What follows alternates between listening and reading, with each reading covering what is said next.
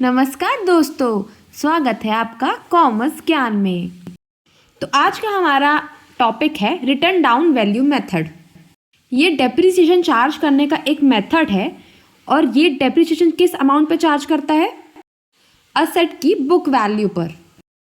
मतलब जितने अमाउंट का असेट बचा हुआ है बुक वैल्यू पर, उस पर ही डेप्रिसिएशन चार्ज होगा। अब इसका क्या मतलब है?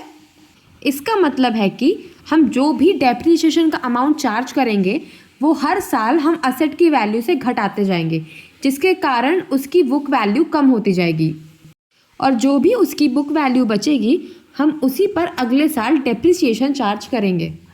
आगे इसे हम एक एग्जाम्पल के साथ समझेंगे तो वो ज़्यादा अच्छे समझ में आएगा। इसे हम रिड्यूसिंग बैलेंस मेथड भी बोलते हैं या फिर डिमिनिशिंग वैल्यू मेथड भी बोलते हैं और इसे रिड्यूसिंग इंस्टॉलमेंट मेथड भी कहा जाता है। ऐसा इसलिए कहा जाता है क्योंकि इसमें जो भी डेप्रिसिएशन हम चार्ज करते हैं वो हर साल हम असेट की वैल्यू से घटाते हैं, जिसके कारण असेट की बुक वैल्यू कम होती जाती है। तो रिटर्न डाउन वैल्यू मेथड का मतलब क्या समझ में आया कि हर साल हम एक डेप्रिसिएशन का नया अमाउंट कैलकुलेट करेंगे जो कि बुक वैल्यू पे कैलकुलेट करेंगे और हर साल डेप्रिसिएशन का अमाउंट बुक वैल्यू से कम होता जाएगा, जिससे क्या होगा कि हमारा जो बुक वैल्यू है वो कम होता जाएगा और डेप्रिसिएशन भी कम चार्ज होगा हर साल। अब इस मेथड को यूज़ करने का अजम्पशन क्या है? सीधी सी बात है, हम कोई भी असेट लेते हैं, कोई मशीन लेते हैं तो उसकी वैल्यू जो हमें वो प्रोवाइड करता है, मतलब जो हम यूज़ कर सकते हैं और उसकी जो यूटिलाइजेशन की कैपेसिटी होती है वो धीरे धीरे कम होती जाती है। जैसे हमने कोई लैपटॉप ख़रीदा तो पहले साल वो बहुत बढ़िया चलेगा, दूसरे साल भी बढ़िया चलेगा, फिर हो सकता है 3-4 साल तक भी बढ़िया चल जाए, फिर 5वें-6वें साल से उसकी वैल्यू थोड़ी थोड़ी गिरती जाएगी, मतलब वो थोड़ा सा स्लो हो जाएगा, उसमें आप उतना काम पहले जितना नहीं कर पाओगे, बैटरी इशू आएगा, स्टोरेज इशू आएगा।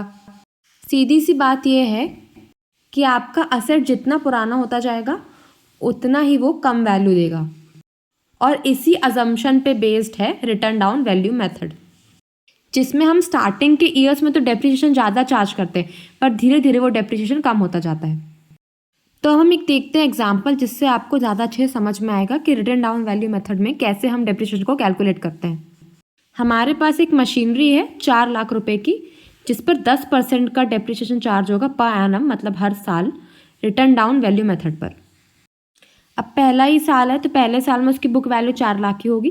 4 लाख का 10% 40,000 होता है ना? तो क्या हो गया हमारा डेप्रिसिएशन 40,000।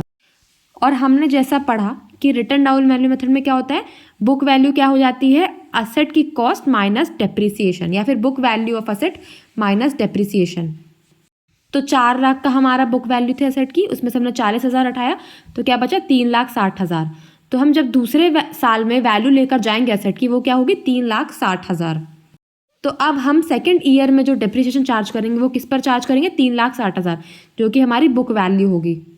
अब 3,60,000 का कितना हो गया, 10%, 36,000। अब हमें वापस से उसका बुक वैल्यू निकालने के लिए क्या करना पड़ेगा, 3,60,000 में से 36,000 माइनस करना पड़ेगा, जिसके कारण क्या हो जाएगा बुक वैल्यू 3,24,000।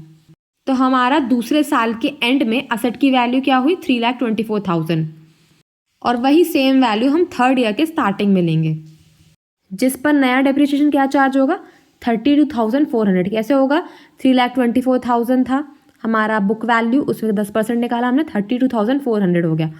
अब फिर से हम डेप्रिसिएशन चार्ज करेंगे तो वो 32,400 हो गया। अब हमें क्या चाहिए है, इसकी बुक वैल्यू।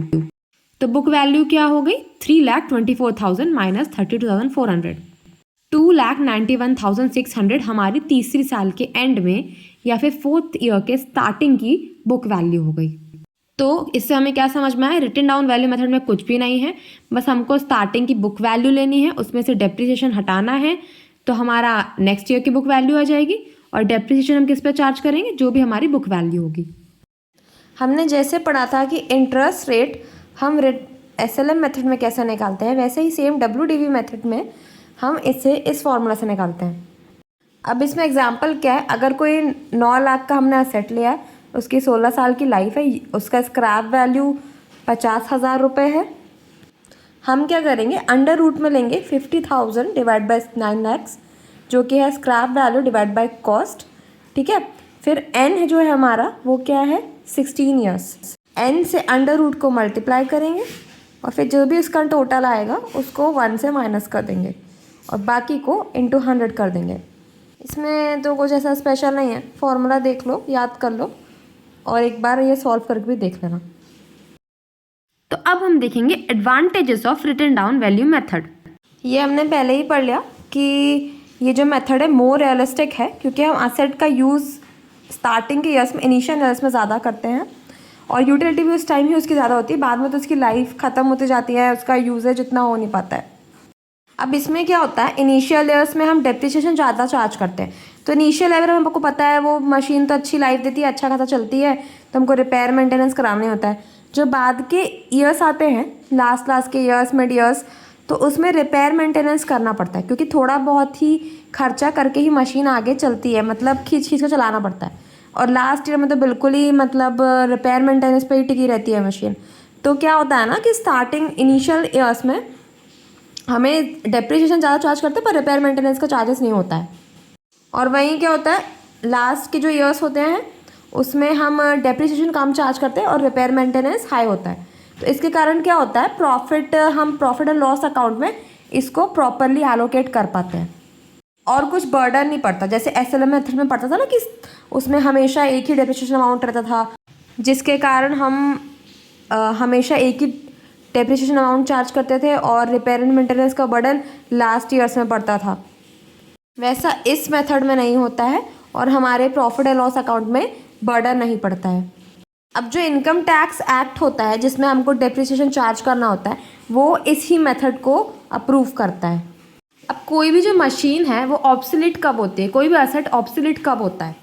ऑब्सोलीट का मतलब वही है कि ट्रेंड चले जाना किसी चीज़ का आउट ऑफ डेट हो जाना या फिर कोई यूज़ का ना रहना। अब ऐसा तो बहुत ही एबनॉर्मल होता है कि हमने एक एसेट लिया, 1 साल में ही वो ऑब्सोलीट हो गया। ऐसा नहीं होता है, थोड़ा सा टाइम तो लगता है कोई भी चीज़ को ऑब्सोलीट होने के लिए। तो रिटन डाउन वैल्यू मेथड में क्या होता है ना कि जो एसेट को ऑब्सोलेसेंस का इफेक्ट पड़ता है वो थोड़ा कम हो जाता है। क्यों हो जाता है? क्योंकि WDV हम स्टार्टिंग में ही most of the depreciation charge कर चुके हैं, तो अब लास्ट में क्या ही बचेगा, और लास्ट में ही ज़्यादातर ऑब्सोलेट होता है एसेट, है ना, या तो थोड़े साल बाद ही होता है, कोई तुरंत तो हो नहीं जाता है।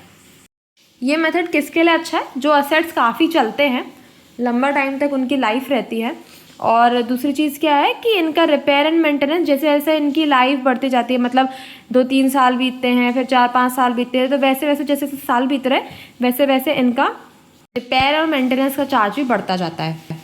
अब जैसे आप कूलर को ही देख लो, स्टार्टिंग में वो आपको बहुत अच्छी लाइफ देता है, उसमें कोई रिपेयर मेंटेनेंस नहीं लगता है, फिर धीरे धीरे लाइफ उसकी बढ़ती जाती है, तो उसमें आपको काफ़ी सारे मॉडिफिकेशंस करवाने पड़ते हैं, उसकी मोटर ख़राब हो जाती है, उसका खस ख़राब हो जाता है।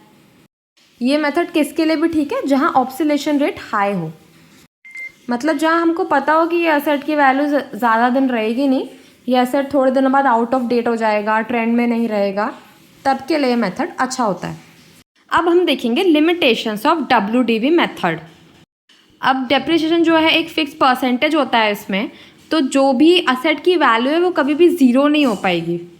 मान लो अगर आप एक एसेट को 10% पे डेप्रिसिएशन चार्ज कर रहे हो, है ना, तो अगर आप उसकी वैल्यू जैसे तैसे करके 1 रुपये तक भी गिरा देते हो, तो 1 रुपये पे भी हर साल का डेप्रिसिएशन चार्ज करोगे ना, तब भी वो पता नहीं कितने साल ले लेगा 0.001 तक पहुंचने में, और उसमें भी कभी वो ज़ीरो नहीं होगा, 0.0000 करके आगे बढ़ता जाएगा। अब दूसरा क्या, हमें तो पता चल गया कि यार एक डेप्रिसिएशन का रेट मिलेगा, उसमें हमको चार्ज करना है, पर कभी सोचा है वो रेट कैसे निकलता है, क्या होता है उसमें? तो वो जो डेप्रिसिएशन का रेट होता है ना, वो कैलकुलेट करने के लिए काफ़ी प्रैक्टिस चाहिए होती है, कोई नॉलेजेबल इंसान ही उसको कर सकता है, और उसको कैलकुलेट करना भी काफ़ी डिफिकल्ट होता है, तो वो एक लेंदी प्रोसेस होता है। अब तीसरी चीज़ क्या है ना कि इस मेथड में एक्चुअल यूज़ ऑफ एसेट को अपन इग्नोर कर देते हैं। वो कैसे कर देते हैं? यार हमने पहले साल हो सकता है कम यूज़ किया हो, पर डेप्रिसिएशन हम हाई चार्ज कर रहे हैं। हमने WDV के अंडर सेकेंड ईयर में डेप्रिसिएशन कम चार्ज किया फर्स्ट ईयर के कंपैरिजन में, पर हमने फर्स्ट ईयर में उसको बहुत कम यूज़ किया, सेकेंड ईयर में ज़्यादा यूज़ किया, तो ये तो इग्नोर हो गया ना कि एक्चुअल यूज़ क्या हुआ है एसेट का। अब जो लास्ट पॉइंट है वो थोड़े बड़े लेवल की बात होगी कि मतलब इंटरेस्ट फैक्टर जो है हम उसको कंसिडर नहीं करते हैं डेप्रिसिएशन चार्ज करने के टाइम। इसका मतलब क्या है कि अगर हमने यही अमाउंट असेट ना खरीद के कहीं इन्वेस्ट किया होता तो हमें उसमें इंटरेस्ट मिल रहा होता, तो हम उसको इग्नोर कर देते हैं। तो WDV मेथड में आज के लिए इतना ही। अगर कुछ समझ में ना आया हो तो कमेंट करके ज़रूर बताएं, मैं उसका आंसर ज़रूर दूंगी। तो मिलते हैं अगले वीडियो में। Thanks for watching.